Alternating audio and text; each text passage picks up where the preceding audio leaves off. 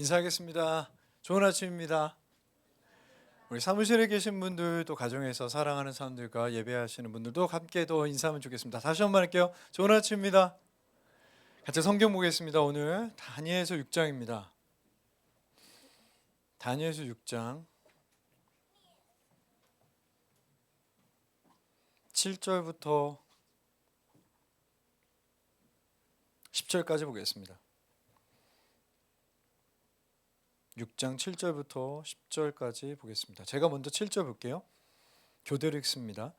나라의 모든 총리와 지사와 총독과 법관과 관원이 의논하고 왕에게 한 법률을 세우며 한 금령을 정하실 것을 구하나이다.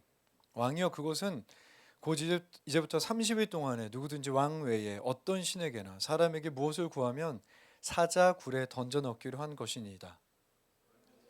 원하건대 금령을 세우시고 그 조서를 왕의 도장을 찍어 메대와 바사에 고치지 규례를 따라 그것을 다시 고치지 못하게 없어서 하며, 이에 다리오 왕이 조서에 왕의 도장을 찍어 금령을 내니라. 한번 같이 읽겠습니다. 시작. 자기 집에 돌아가서는 윗방에 올라가 예루살렘으로 향한 창문을 열고 전에 하던 대로 하루 3번씩 무릎을 꿇고 기도하며 그의 하나님께 감사하였더라. 아멘. 사실 저희 교회 지금 처음 오신 분들이 꽤 계십니다. 저 어떻게 해야 될지 모르겠지만 최대한 한번 설명을 해보려고 하겠습니다. 저희 교회는 1년에 한 번 사경회라는 시간을 갖는데 말 그대로 성경에 대해 생각하는 시간이라고 저희는 생각합니다. 이번 사경회가 좀 특별했는데 이유는 10주년이기 때문이었어요. 10주년 사경회를 기념해서 우리가 첫 번째 사경회 때 모셨던 강사님을 불렀는데 저를 너무 잘 아시고 또 이 교회 시작을 너무 잘 하시는 분이라 진짜 중요한 얘기를 저는 들었다고 생각합니다. 그러니까 저는 은혜를 받은 게 아니라 제가 몇몇 분에게 나눴는데 매일 저녁 망치로 머리를 맞는 것 같은 느낌이 들었었어요. 뭔가 그냥 막 파괴되는 것 같은 느낌? 그거에 대해서 먼저 좀 설명을 드릴게요.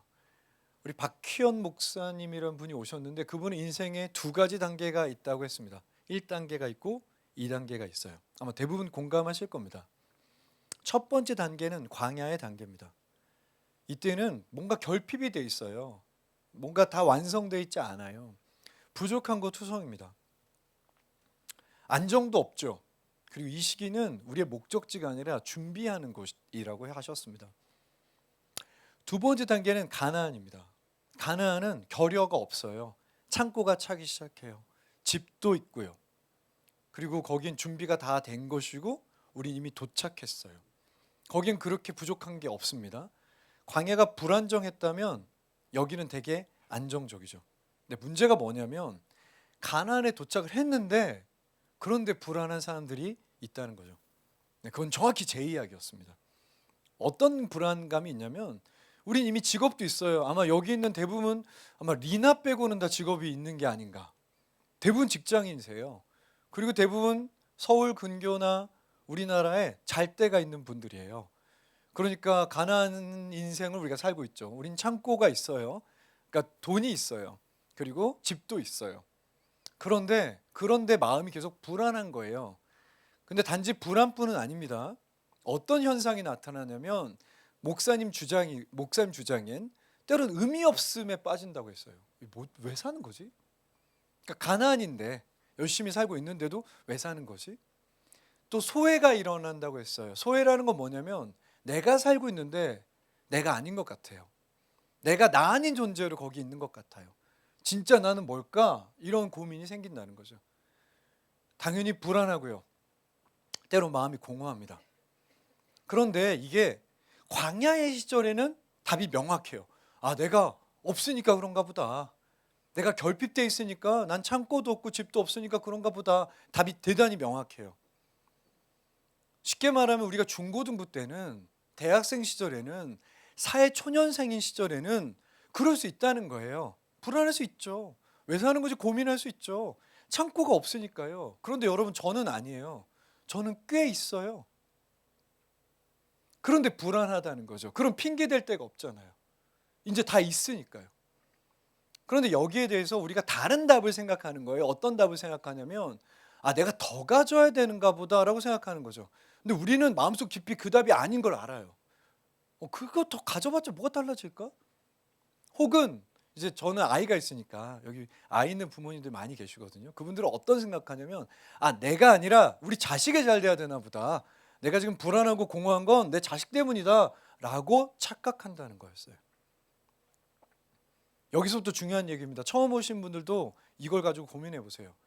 그게 가나안에 우리가 창고가 안 찼기 때문이 아니라 성경은 전혀 다른 것 때문에 불안하고 공허하고 의미 없음과 소외가 나타난다는 거예요. 그게 뭐냐면 가나안에 살 때 광야의 기억을 가지고 살아가는 게 원칙이었다는 거예요. 적어도 성도라면. 그러니까 광야의 삶에 뭔가 우리의 본질이 있었다는 거예요. 거기에 뭔가 지혜가 있었다는 건데 그걸 붙들고 가나안에 살아갔어야 된다는 거예요. 성경은 이렇게 말해요. 너희가 가나안에 들어가서 살 때 이때를 기억해야 된다고. 안 그러면 불안하고 의미 없고 공허하고 소외가 나타날 거라고 이미 경고하셨다는 거예요. 예언대로 됐습니다. 이해되시죠? 진짜 충격적인 얘기였어요. 왜냐하면 제가 수요예배 오신 분들 그리고 저한테 제자훈련 받는 분들은 이게 다 사실이라는 거 알 거예요. 교회가 10년이 됐거든요. 근데 제가 진짜 불안한 거예요. 그리고 소외도 참 많이 있었습니다. 내가 지금 뭐 하는 거지? 내가 나답게 지금 하고 있나? 이런 생각이 계속 드는 거예요. 근데 교회는 문제가 없거든요. 씨앗교회는 딱 교회만큼의 문제가 있어요. 그러니까 이 지역에 어떤 교회가 가지고 있는 문제가 우리 교회랑 똑같아요. 큰 문제가 있다면 재정이 조금 기도 부탁드립니다. 그래도 그렇게 큰 문제는 아니에요. 근데 저도 그 생각을 했어요. 그럼 재정이 늘어난다고 내 불안이 멈출까? 절대 아니에요. 그러니까 답답했다는 거예요. 교회가 문제가 없어요. 씨앗교회는 지금. 근데 불안한 거예요. 근데 놀라운 건 뭐냐면 한번 제가 그 설교를 들으면서 10년 전을 추측해 봤어요. 우리 기백 목사님이 어디 보자 30대일 때, 그러니까 31살 막 여기 막 솜털 있을 때, 막 너무 애뛸 때, 사진 보면 놀래, 막 너무 놀래. 청년 같아가지고요. 대학생 같을 때. 저는 그때랑 지금은 별 차이는 없어요, 사실. 그 10년 전에 개척했을 때 생각해 봤더니 불안이 있었어요. 분명히 불안했습니다. 될까? 이 교회가 갈 수 있을까? 이 교회가 3개월이나 버틸까? 근데 정확하게 3개월이 딱 지나고 나서 교회 재정은 딱 한 달치밖에 없었어요. 그러니까 다음 달 거밖에 없어요, 재정이. 지금은 아니에요. 2달치는 있어요. 근데 그때는 다음 달 거밖에 없는 거예요. 그런데 우린 불안하지 않았어요. 그것뿐만이 아니었어요. 교회 진짜 문제 많았어요. 여러분이 상상하는 것보다 훨씬 더 이 교회 문제 많았어요. 갑자기 방을 빼라질 않나. 근데 불안하지 않았어요. 기쁨으로 가득했어요. 지금보다 인원도 4분의 1 정도예요. 예산도 2분의 1이 뭐예요? 아마 3분의 1 정도 예산밖에 안 될 거예요. 근데 불안하지가 않았어요. 저는 목사님 설교를 듣고 진짜 그때로 돌아가고 싶어졌어요. 간절히 돌아가고 싶었어요. 뭔가 알고 있었어요. 그 광야의 시간에 뭔가 지혜가 있었고 본질이 있었다는 게 너무 맞는 말인 거예요. 근데 문제가 뭐냐면 하나도 생각이 안 나요. 그때 내가 어떤 마음이었는지 기억이 하나도 안 나요. 어떻게 또 회복할 수 있습니까? 기억이 안 나는데. 여러분도 비슷하죠? 간절했던 때가 있을 거예요. 어디 보자. 고등학교 때 아니에요? 하나님, 대학만 이거 한 번만 부탁드립니다. 혹은 재수했던 때 아니에요? 그때 되게 간절해지잖아요. 하나님, 한 번 더 합니다. 2번 하신 분도 있어요. 하나님, 이번 2번째입니다. 대학에 들어갔어요. 취업 준비할 때 진짜 얼마나 간절했어요. 결혼 준비하실 때 얼마나 간절했어요. 근데 지금은 기억이 난단 말이에요. 근데 20년, 10년, 30년 지나면 기억날까요? 그 문제에 제가 빠져서 되게 너무 답답한 거예요. 회복이 되고 싶은데 회복이 안 되니까. 제가 어떻게 회복됐는지를 말씀드리려고 합니다.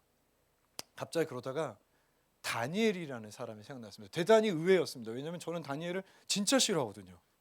얼마나 싫어하냐? 다니엘 설교 한 번쯤은 들어보지 않으셨어요? 저희 나라에는 다니엘 학습법도 있고 다니엘 기도회도 있고 김다니엘도 있고 박다니엘도 있고 다니엘 너무 많잖아요. 저는 20년 동안 다니엘 설교를 딱 한 번밖에 안 했어요. 진짜 특이하지 않아요? 전 다니엘 별로 안 좋아하거든요. 굳이 어쩔 수 없이 다니엘을 했어요. 제가 왜 다니엘을 싫어할 수밖에 없냐면 다니엘은 너무 과대포장돼 있어요. 한국교회 특별히. 그리고 다니엘은요 버프를 너무 많이 받았어요. 기름기가 너무 많이 껴서 다니엘은 그렇게 좋은 사람은 아니에요. 지금 눈이 거짓말하지 마세요 그러는데 다 세뇌당해가지고 이제부터 다니엘 격파해 보겠습니다. 얼마나 나쁜 놈이. 첫 번째, 다니엘은요 창씨 계명을 합니다. 이름을 바꿔요. 안 놀래네. 원래 다니엘이 이름 뜻은 하나님이 심판자란 뜻이에요. 하나님이 너의 심판자. 근데 바벨론 포로 되자마자 바벨론이나 거대 제국의 수도에 도착하자마자 너 이름 벨드사살로 바꿔 그랬더니 네 그랬어요. 벨드사살은 바벨론의 제일 큰 신이 벨인데 벨이 너를 보호한다는 뜻이에요. 와, 진짜 나쁜 놈 아니에요? 이 정도면 신앙의 신념 끈기를 보이기 위해서 자결해야 되잖아요. 이름이, 그러니까 저는 그 종교에 대해서 뭐라고 하는 게 아니라 여러분 기독교인인데 김명규인데 갑자기 김무슬림으로 바뀌면 김알라가 되면 하나님 제가 이렇게 살아야 됩니까? 김남요란갱교가 되면 기분이 안 좋잖아요. 근데 그 정도가 아니란 말이에요. 신명기 좀 볼게요. 여러분 찾지 마세요. 출애굽기 23장 31절에 뭐라고 되어 있냐면 제가 읽어드릴게요. 이게 율법이에요. 매우 중요한 율법이에요. 내가 내게 이른 모든 일을 삼가 조심히 지키고 다른 신들의 이름을 부르지도 말며 내 입에 들리게도 하지 말라. 이게 명령이에요. 근데 이게 율법에도 경중이 있어요. 요게 안식일에 관한 법 첫 번째로 나오거든요. 이게 대단히 중요한 법이에요. 그러니까 다니엘이 이 법을 알까요? 모를까요? 알아요. 근데 친구들이 자기 이름 부를 때 어이 벨드사살, 거기 벨이라는 우상 이름이 들어가 있는 거예요. 율법을 지킬 수가 없어요. 그러니까 이 정도로 충격 안 받을 줄 알았어요. 그러니까 여러분들 그런 사람이야. 2장 48절을 봐요. 이거 좀 충격적일걸? 2장 48절. 그랜드 다니엘을 좋아하신다면 2장 48절 보겠습니다. 찾으신 분들과 함께 읽어보죠. 충격받을 준비하고 읽습니다. 시작. 왕이 이에 다니엘을 높여 귀한 선물을 많이 주며 그를 세워 바벨론 온 지방을 다스리게 하며 또 바벨론 모든 지혜자의 어른을 삼았다라고 되어 있는데 여러분들이 이게 옛날 성경으로 보면 딱 느낌이 오는데 이걸 지혜자로 이게 약간 개역개정 성경 한계예요. 옛날 성경에 뭐라고 되어 있냐면 박수의 어른이에요. 박수 뭐예요? 이 박수 아니잖아요. 박수 뭐예요? 박수? 무당의 그 박수예요. 그러니까 다니엘은 직업이 점성술가입니다. 그래도 안 놀랐는데 어쨌든 여러분 다니엘은 성경에 보면 왕에게 미래를 말해주는 사람이에요. 그런데 이제 물론 별을 보고 점을 치진 않아요. 다니엘은 별을 보고 점 치는 건 아니고 하나님한테 기도하고 점을 치긴 해요.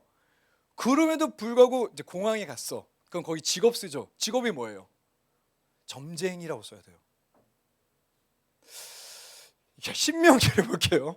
신명기 18장 9절부터 11절에 보면 이게 뭐냐면 자 너희가 가나안에 들어가면 가나안이라는 새로운 지역에 들어가면 너희가 지금까지 갖고 있던 문화와 매우 다른 문화를 경험할 거야. 자 조심해야 될 첫 번째가 이거예요. 첫 번째 10절 그의 아들이나 딸을 불가운데로 지나게 하나 점쟁이나 기륭을 말하는 자나 요술자나 무당이나 진언자나 신접자나 박수나 초혼자를 너희 가운데 용납하지 말라. 이게 첫 번째 명령이에요.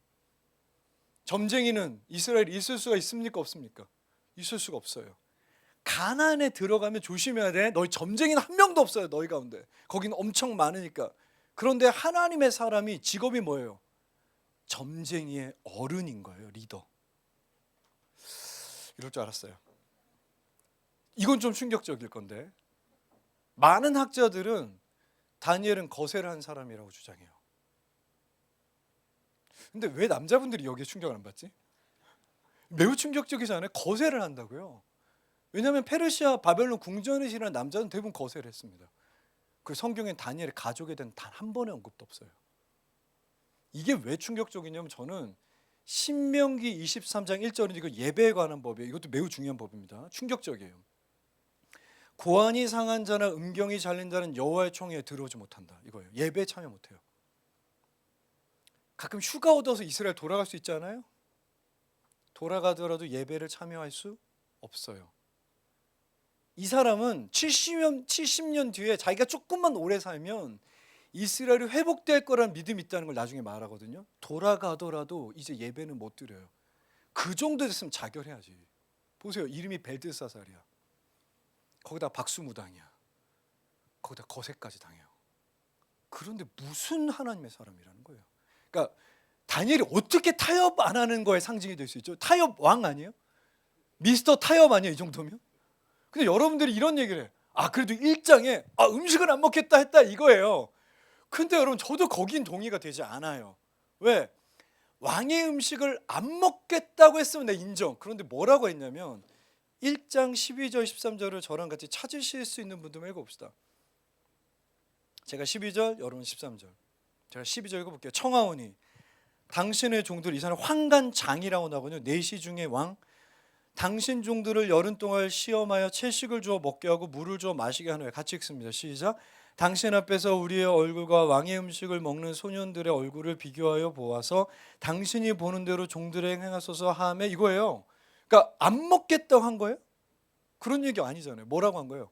시험해 보면 안 돼요? 이거 아니에요. 안 먹어! 이거 먹으면 죽을 겁니다가 아니라 딱 10일 동안 시험해서 만약에 우리 얼굴이 안 좋아지면 먹을게요라고 한 거잖아요. 이해됩니까? 그렇게 신앙의 결단을 했던 사람도 아닌 것 같아요. 제가 봤을 때. 그럼 한번 돌아가 봅시다. 다니엘은 어떤 사람일까요? 매우 우리랑 닮아 있는 사람이에요. 거대 제국이에요. 바벨론은 엄청 큰 제국이에요. 거기 잡혀갔어요. 생각보다 도시가 너무 큰 거예요. 자기가 살았던 예루살렘과 비교할 바가 못해요. 살아남고 싶었겠죠. 그리고 거기서도 성공하고 싶었겠죠. 하나님보다 더 커 보이는 게 너무 많았어요. 하나님보다 훨씬 더 멋져 보이는 게 많았어요. 하나님보다 강해 보이는 게 진짜 많은 거예요. 이름 바꾸고 거세하고 직업 바꾸고. 그런데 하나님, 제가 음식은 한번 어떻게든 해볼게요. 그런데 그 정도 사람도 없었나 봐요. 그 결정, 음식을 한번 시험해 보소서 한 결정에 하나님의 성령이 임하였다라고 성경이 주장하는 거예요. 그래서 저는 다니엘을 보면 마음이 따뜻합니다. 왜? 저는 다니엘만큼은 살 수 있어요. 난 거세 안 했어요. 그리고 전 점쟁이도 아니에요. 저는 그리고 신앙의 결단을 꽤 했습니다.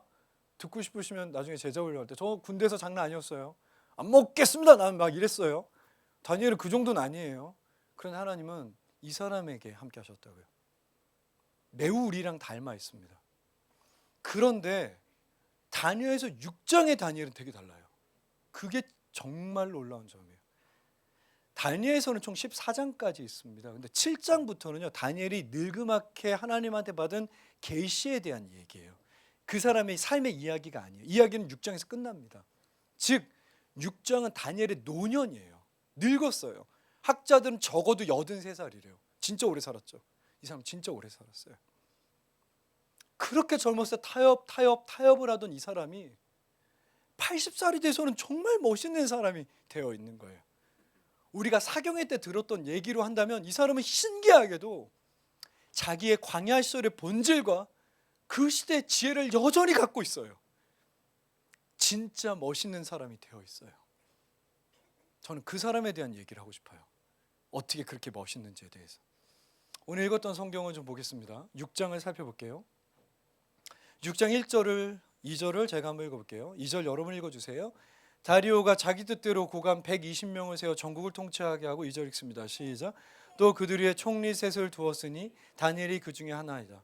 이는 고관들로 총리에게 자신의 직무를 보고하게 하여 왕에게 손해가 없게 함. 읽은 김에 3절도 같이 읽죠. 시작. 다니엘은 마음이 민첩하여 총리들과 고관들 위에 뛰어남으로 왕이 그를 세워 전국을 다스리게 하고자 한지라. 무슨 뜻이냐면 이 6장에 성경은 배경을 두 가지를 딱 말해줘. 이걸 기억하고 보라는 거예요.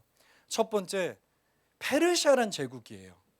페르시아란 제국이 전국에 120명의 총독을 세웠다라는 걸 말해요. 무슨 얘기냐? 페르시아라는 제국의 중앙 집권화가 끝났다. 이제 끝났다. 완전히 됐다. 페르시아 제국이 완성됐다. 이런 뜻이에요. 페르시아 제국은 진짜 큰 제국이었습니다. 영토가 어디서부터 어디냐면 이집트, 그리스, 현재 이란까지예요. 엄청 커요. 인구는 몇 명이었느냐? 2천만 명에서 3천만 명 정도 돼요. 그 당시 전 세계 인구의 45%예요.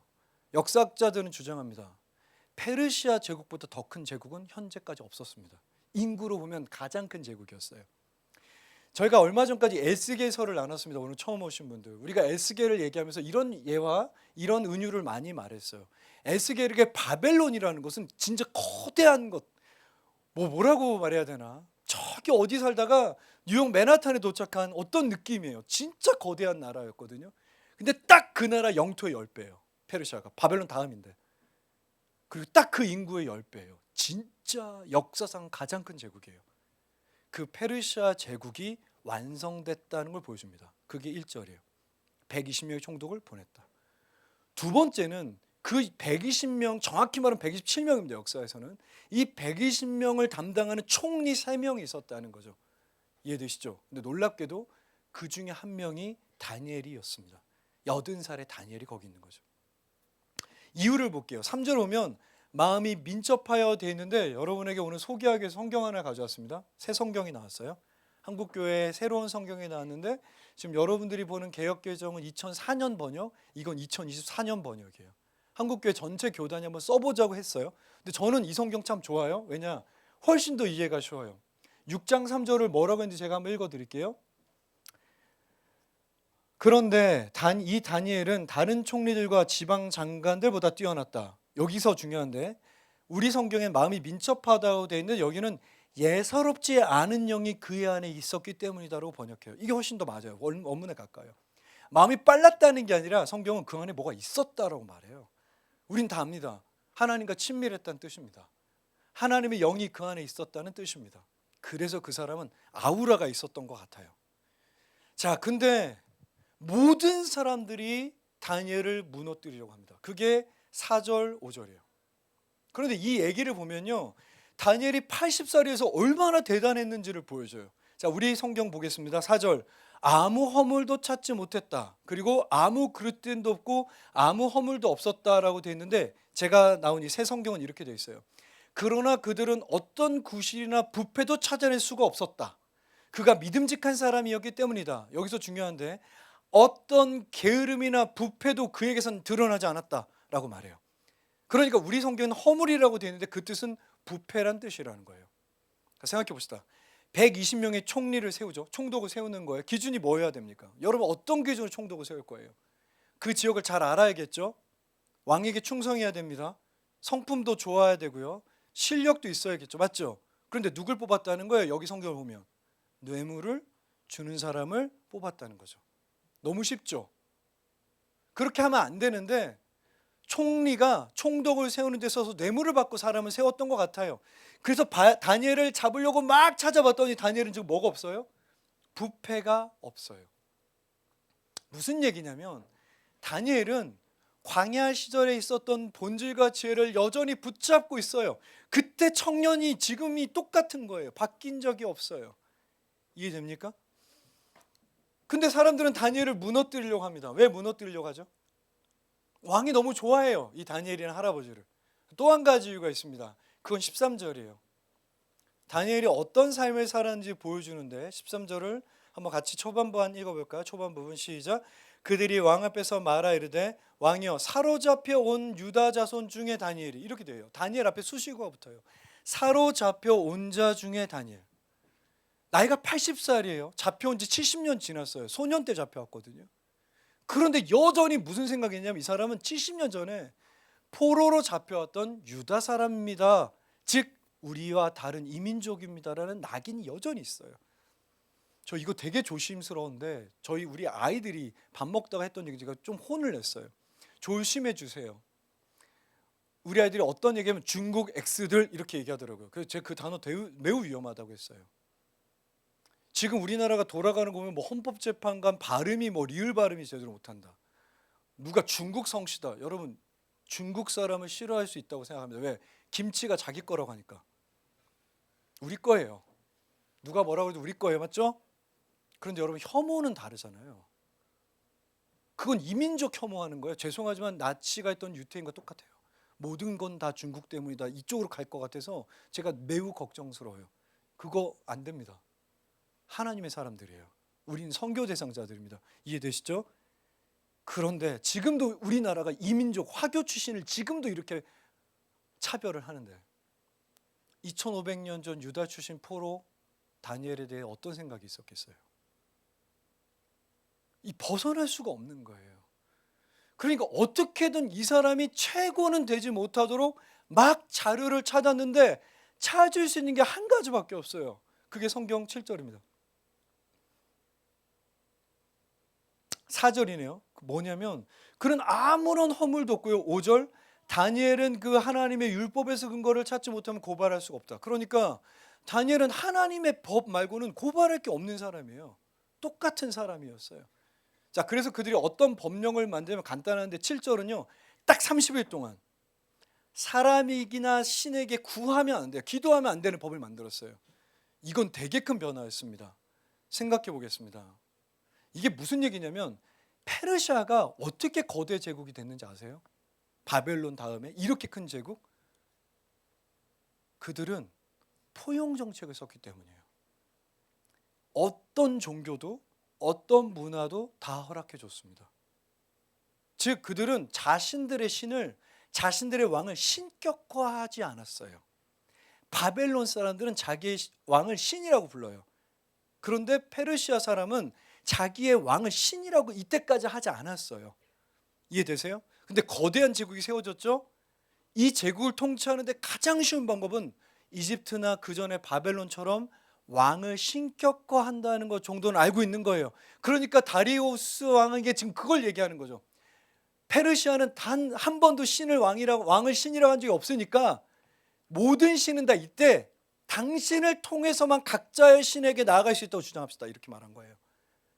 각 종교마다 제사장이 있잖아요. 그거 안 된다는 거죠. 오직 다리오를 통해서만 그 신에게 나아갈 수 있다를 한번 해봅시다. 이렇게 왕을 신격화하려고 했던 거죠. 근데 여러분 이건 큰 변화예요. 다시 한번 생각해 볼게요. 변방에 있었던 페르시아라는 나라가 어떻게 거대 제국이 됐죠? 오늘 우리가 했던 얘기를 좀 생각해 볼게요. 그들의 광야 시절에 그들의 본질과 지혜는 무엇이었습니까? 그게 포용 정책이에요. 매우 구체적이었습니다. 총독을 세울 때는 그 나라의 왕이나 영주, 귀족을 세웠어요. 각 나라의 모든 문화와 모든 종교를 다 허락해 줬어요. 그리고 어떤 민족이라도 중앙정부에 다 와서 등용했어요. 그러니까 다니엘이 등용될 수 있는 거예요. 거기다가 다리우스 법이라는 그 모든 법 위에 법 하나만 만들어서 이 법 하나만 지키면 아무런 문제가 없어요. 세금을 내고 법만 지키면 되죠. 로마랑 비슷한 포용 정책을 했던 거예요. 그런데 지금 그걸 그만두겠다고 얘기하는 겁니다. 무슨 뜻입니까? 광야 시절의 그 마음을 다 그만두겠다고 얘기하는 거예요. 결론이 뭡니까? 오늘 본문 18절을 볼게요. 다리오 왕은 그런 결정으로 결국 어떻게 되냐면 같이 읽어볼까요? 시작. 왕이 궁에 돌아가서는 방이 새도록 금식하고 그 앞에 오락을 그치고 잠자기를 마다하더라. 이 왕은 잠을 못 자요. 매우 불안해진 거예요. 그 광야 시절의 지혜와 본질을 딱 내려놓으니까 걱정이 돼요. 다니엘이 죽으면 어떡하지? 내가 이 거대 제국을 통치할 수 있을까? 이 방식으로 계속 나갈 수 있을까? 내가 지금까지 했던 이걸 다 포기하고 다시 할 수 있을까? 불안해서 잠을 못 자는 존재로 나타나는 거예요. 자, 그런데 다니엘은 어떻습니까? 완전 다르죠. 10절을 볼게요. 다니엘은 이 조세 왕이 도장에 찍힌 것을 알고도 자기 집에 돌아가서는 윗방에 올라가 예루살렘으로 향한 창문을 열고 전에 하던 대로 하루에 3번씩 무릎을 꿇고 기도하며 그의 하나님께 감사하였더라 되는데 이것도 이 번역이 조금 더 나아요. 제가 이 새 한글 성경 10절을 읽어드릴게요. 다니엘은 다리우스가 그 문서에 서명했다는 것을 알았다. 그런데도 자신의 집으로 가서 위층 방의 창문을 열고 예루살렘을 향했다. 여기서부터 중요합니다. 들어주세요. 그러고는 하루에 3번 무릎을 꿇고서 자신의 하나님 앞에서 감사 찬양 기도를 드렸다. 그 전부터 이렇게 해왔기 때문이다. 그러니까 다니엘은요, 그 전부터 했던 그 방식 그대로 지금 하고 있는 거죠. 이런 걸 뭐라고 합니까? 습관이라고 해요. 그래, 다니엘이 이 습관이 있어요. 모르겠습니다. 아마 해 뜰 때 그리고 정오, 해질 때 했던 것 같아요. 기도 시간이 길었을까요? 제 생각엔 길진 않았을 것 같아요. 왜냐하면 이 사람 바쁜 사람이잖아요. 그냥 올라가는 거예요. 아침에 일어나자마자 뭐 하세요? 기지개 피는 사람. 물 드시는 사람, 기도하시는 사람, 여러 가지가 있죠. 이 사람은 인식을 못하는 거죠. 아침에 일어나면 그냥 올라가서 기도하고 내려오는 거예요. 점심 되면 그냥 올라가서 잠깐 기도하고 오는 거예요. 해 질 때쯤 예루살렘 보고 기도하는 게 습관이라 본인이 아마 하고 있는지도 몰랐을 것 같아요. 문제는 이게 법이 되니까 고민이 시작되는 거죠. 내가 이제 어떻게 해야 되지? 아마 고민을 많이 했을 것 같습니다. 젊은 시절에는 오히려 고민이 안 되지 않았을까요? 왜 잃을 게 없잖아요, 청년 시절에. 근데 이 사람은 지금 정점에 있어요. 가장 높은 곳에 있어요. 잃을 게 너무 많아요. 왜 고민이 안 됐겠습니까? 3장에 보면 바벨론 시절에 다니엘의 새 친구가 나오는데 그건 좀 달라요. 이야기가 정반대예요. 무슨 얘기냐? 왕이 자기를 신상으로 만들어요. 그리고 절을 하는지 안 하는지 감시해요. 절을 안 하면 죽였던 거예요. 근데 이거는요, 능동적으로 하는 게 아니라 그냥 안 하면 되는 거예요. 아무도 관심이 없어요. 속으로 기도하면 되잖아요. 무릎 꿇을 필요 없잖아요. 이해되세요? 그냥 했다고 하면 되잖아요. 굳이 이런 법이 있는데 올라가서 창문을 열고 예루살렘 쪽으로 무릎 꿇고 기도할 필요가 없잖아요. 그런데 이 사람은 그걸 계속 한다고. 왜죠? 그게 그 전에 계속했던 거니까요. 무슨 얘기냐면 다리우스 왕은 지금 변해 있어요. 갑자기 불안하기 시작했어요. 왜 그렇습니까? 그가 맨 처음에 가졌던 광야 시절의 지혜와 본질을 다 포기해 버렸어요. 신이 되고 싶어 하거든요. 근데 다니엘은 그 전에 했던 거 그대로 해요. 그러니까 바뀌지가 않았어요. 그 안에 맨 처음에 그를 변화시켰던 그 하나님의 영이 그대로 있어요. 언제쯤이냐면 하나님 나 이거 음식 안 먹어볼게요라고 했던 그 시제의 그 마음이 아직도 있는 거죠. 여전히 유지되고 있어요. 다니엘은 똑같은 사람이에요. 왜 그렇습니까? 똑같은 행동을 하고 있어요. 그게 핵심이에요. 다니엘은 되게 멋있는 사람이 됐어요. 맨 처음에 멋있는 사람이 아니었는데요. 누가 봐도 많은 것들을 얻었어요. 몸에 많은 기억이 축적돼 있어요. 그런데 그 사람 되게 좋은 할아버지고 좋은 동료고 좋은 직장인이고 또 좋은 하나님의 사람이 되어 있습니다. 왜죠? 그 광야의 지식을 여전히 붙들 수 있어요. 어떻게 붙들 수 있습니까? 그 시절에 했던 행동을 그대로 하고 있으니까요. 그 전부터 해왔던 것을 계속하더라. 그것이 그의 삶의 중요한 거였습니다. 기억은 두 가지가 있다고 합니다. 첫 번째는 명시적 기억인데 이것은 여러분이 노력해야 생각나는 기억이에요. 두 번째가 암묵적 기억이에요. 이걸 다른 말로 몸의 기억이라고도 합니다. 한번 잠깐 생각해 보세요. 일어나자마자 아까 전에 했던 질문인데 뭐 하세요? 본능적으로 뭐 하세요? 일어나자마자 뭐예요? 이빨 닦는 분. 예. 이 정도는 돼야 저희 교회가 그래도 처음 오신 분도 있는데 세 분 정도는 물 드시는 분. 그렇죠. 건강한 습관이죠. 스트레칭 하시는 분. 기도하시는 분. 예. 한 분 계셨습니다. 저는 아침에 일어나면 기도를 하고요. 물을 먹고요. 그리고 본능적으로 아침을 준비합니다. 놀라운 게 뭔지 아세요? 내가 생각해보지 않았으면 아마 뭐 했는지 기억도 잘 못했을 거예요. 내가 그걸 하고 있다는 걸 기억해봐야 알아. 이게 뭡니까? 이게 몸의 기억이고 안목의 기억이에요. 근데 이게 되게 중요해요. 왜 그러냐면 이게 여러분이기 때문이에요. 이 기억이 여러분이에요. 이게 몸에 쌓여있는 게 여러분의 축적된 뭔가 삶 같은 거예요. 그것이 여러분과 우리의 역사 같은 거예요. 무슨 뜻이냐면 외국에 나가도 그 기억을 재현하면 내가 바뀌지 않았다는 느낌 나요. 근데 누가 강제로 그걸 못하게 하면 어떻게 될까요? 내가 우리나라에서 우리 집에서 했던 걸 못하게 하면 오랫동안 못하게 하면 어떻게 되죠? 향수병이 생깁니다. 꽤 많은 사람이 죽었어요. 이것 때문에. 왜죠? 이게 매우 고통스럽거든요. 그럼 반대로 생각하면요. 여러분들이 어떻게 바뀌는 상황과 환경 가운데 들어가더라도 몸의 기억이 유지되면 안 바뀔 수 있는 겁니다.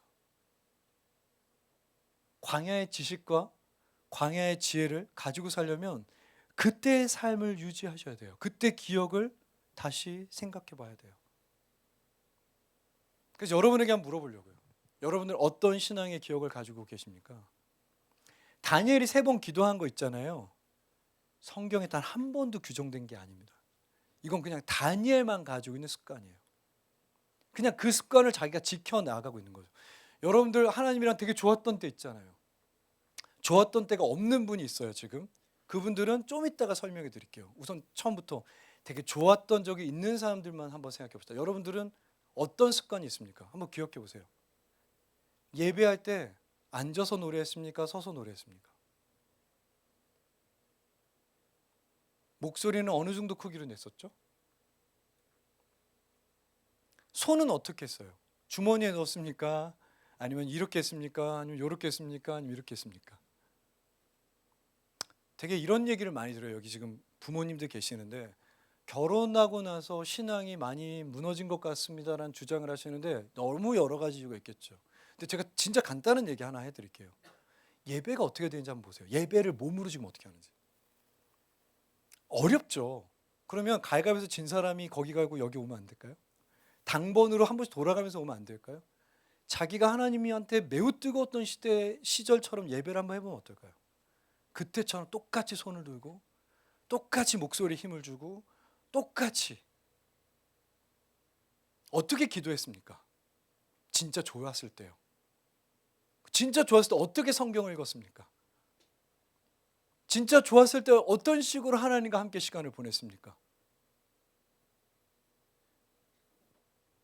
사경의 첫째 날이 지나고 둘째 날 지나고 셋째 날까지 제가 답이 없었거든요.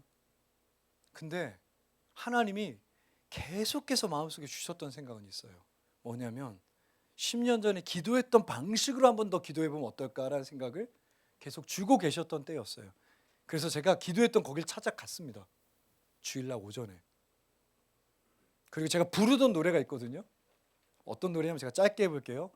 내 맘의 주여. 이거를 4절까지 불러야 저는 기도가 시작되거든요. 근데 그걸 안 한 지 되게 오래됐어요. 왜냐면 이 노래가 너무 옛날 노래예요. 최신 노래로 바꿨다는 거 아닙니까? 근데 그 노래를 다시 시작해 본 거예요. 다시. 진짜 오랜만에. 걸었던 곳을 걸었고요. 그때 기도 제목으로 기도했어요. 뭐였냐면 그때 기도 제목은 하나님 이 나라에 상처받고 갈 곳 없는 청년들을 보내주십시오. 다시 한번 우리 교회를 주님이 이끌어가 주십시오. 근데 솔직하게 말하면 그때처럼 간절하진 않아요. 속으로는 와도 그만 오면 좋지. 주님이 하시고 나도 좀 하고 하면 좋겠다. 교회를 어떻게 주님만 다 해. 마음속에 옛날엔 막 간절했어요. 지금은 그렇게 간절하진 않아요. 중요한 건 뭐였냐면 그때 기도를 다시 했다는 거예요. 다시. 감정이 안 실려도 돼요. 똑같이 기도했어요. 그리고 내가 앉는 곳에 앉았어요. 그 기도하다 보면 거기 내가 앉는 벤치가 있었거든요. 거기 앉아서 그날 했던 1시간의 기도를 정리하고 요약해서 다시 한번 기도했어요. 하나님 오늘 4가지 정도를 기도했습니다. 첫 번째, 두 번째, 세 번째, 네 번째. 너무 간단한 거였는데 이게 저를 회복시켰어요. 되게 쉬운 거예요. 그때로 돌아가고 싶으면 그때 행동으로 돌아가세요.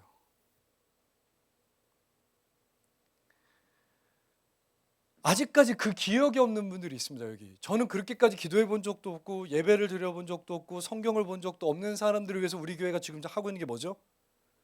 그게 기도학교 묵상학교입니다. 그 몸의 습관을 들이기 위해서 열심히 하고 있는 거예요. 아마 이번 묵상학교 되게 좋았을 겁니다. 묵상 끝나고도 여러분들 모여서 계속 묵상을 좀 나누셨으면 좋겠어요. 소그룹을 좀 동네에서 하시든지 어떻게 주중에 줌으로 하시든지 하시면 좋겠어요. 그 습관을 만들어 나가야 되니까요. 이번 기도학교 컨셉은 명확합니다. 이번 기도학교 컨셉은 산기도 컨셉입니다. 총 4가지 컨셉이 있는데 이번에는 진짜 기도만 많이 할 거예요. 약간 상급자반이에요. 이렇게 말하면 안 올 거 알아요. 근데 나는 기도를 했어요. 하나님 안 와도 괜찮습니다 했으니까. 상급자반 진짜 기도 많이 할 겁니다. 저기 뒤에 기도 제목 붙여주세요. 예를 들면 그 기도 제목 하나하나 누가 이런 기도 제목 있습니다. 우리 정말 통성으로 하루 종일 기도하다 올 거예요. 이번 기도학교만큼은 기도하러 가는 겁니다. 그게 습관이 되길 원해요. 여러분에게 처음으로 그 기도의 습관이 들어가는 시간이 되기를 원합니다. 자, 습관이 없던 분들은 그렇게 설교한 거고 습관이 있던 분들, 대부분의 분들을 한번 잠깐 생각해 보십시다. 신앙이 지금 현재 별로 안 좋아요? 그 광야의 시절을 기억하고 싶은데 기억이 잘 안 나요? 그러면 그 시절을 기억하지 마시고 그 시절에 내가 어떻게 살았는지 생각해 봐요. 내가 어떻게 기도했었는지 생각해 봐요. 내가 지금 무엇을 멈췄는지 생각해 봐요. 내가 어떻게 예배했던 사람이었는지를 다시 한번 기억해 봐요. 내가 그때처럼 예배 못하는 이유가 뭔지를 한번 생각해 봐요. 그리고 오늘 그것이 회복되기를 바랍니다. 이 시간 잠깐 같이 기도할 텐데요. 오늘은 찬양 부르지 않고 우리 반주자의 멜로디에 맞춰서 잠깐 생각해 보겠습니다. 여러분, 기억이 없으시면 기도학교, 묵상학교, 제자훈련을 통해서 저희가 만들어 드릴게요. 그건 죄송합니다. 여러분들은 오늘 이 설교의 타겟이 아닙니다. 제가 오늘 설교하고 싶었던 분들은 그 기억이 있었던 분들이에요. 아무것도 없던 시절에, 그 광야의 시절에, 그 결핍과 불안전했던 시절에 하나님을 의지했던 분들이에요. 그때는 아무것도 없었는데 불안하지도 않고 공허하지도 않았습니다. 근데 지금은 창고가 가득 찼는데도 불안하고 공허하고 소외되고 의미가 없다면 그 기억으로 돌아가면 좋겠는데 다니엘처럼 그 행동으로 돌아갔으면 좋겠어요. 전부터 계속했던 그 행동으로 돌아갔습니다. 여러분들이 멈춘 것이 있으면 무엇입니까?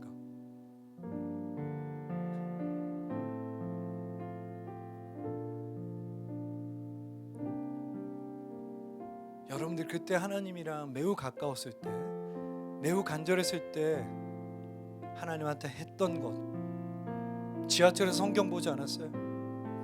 찬양할 때 마음 담아 부르지 않았어요? 아침에 일어나면 성경으로 시작하지 않았어요? 저녁에 자기 전에 혹시 기도한 적은 없어요? 식사 기도하지 않았어요? 예배를 기다리고 예배에 참여하는 것을 삶에 중요하게 생각하지 않으셨습니까? 그 몸이요, 몸. 상황이 바뀌었다고 우리가 하나님의 핑계냈던 그 몸의 기억을 다니엘처럼 회복하면 좋겠습니다. 80살이 돼도 존경받는 사람이잖아요. 청년 시절엔 별 볼 일 없었지만 그 광야의 삶을 여전히 붙들고 살아가는 다니엘 아닙니까? 성경은 또 한마디로 말해요. 전부터 계속해왔던 것을 하였더라. 이게 끝이에요. 그는 멈추지 않았습니다.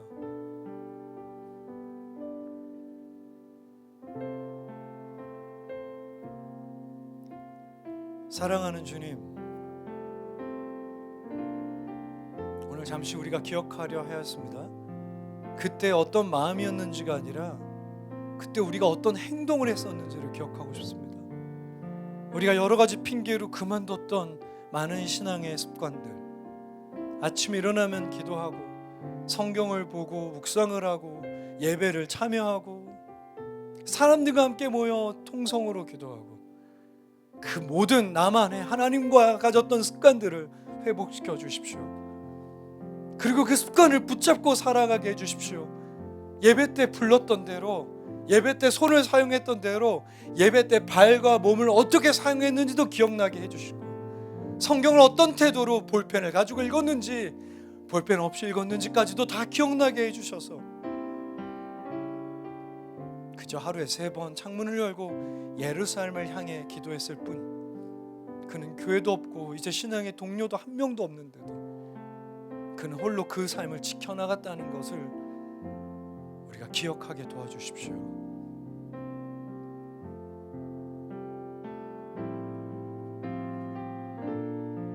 기억나게 도와주십시오. 그때 우리의 행동들이 기억나게 도와주십시오. 이 모든 말씀 우리 주 예수 그리스도 이름으로 기도합니다. 아멘. 잠깐 7분을 나눌 텐데요, 2가지를 나누시면 됩니다. 그런 기억이 없는 분들은 그런 기억이 있는 분에게 들으시면 돼요. 아, 이런 게 참 좋겠다. 그럼 자기도 그 습관을 가져보시면 좋겠어요. 혹은 있었다면 난 이런 것들이 회복되길 원한다. 그렇게 나누시면 되겠습니다. 2명 내지 3명 나누기 시작하겠습니다.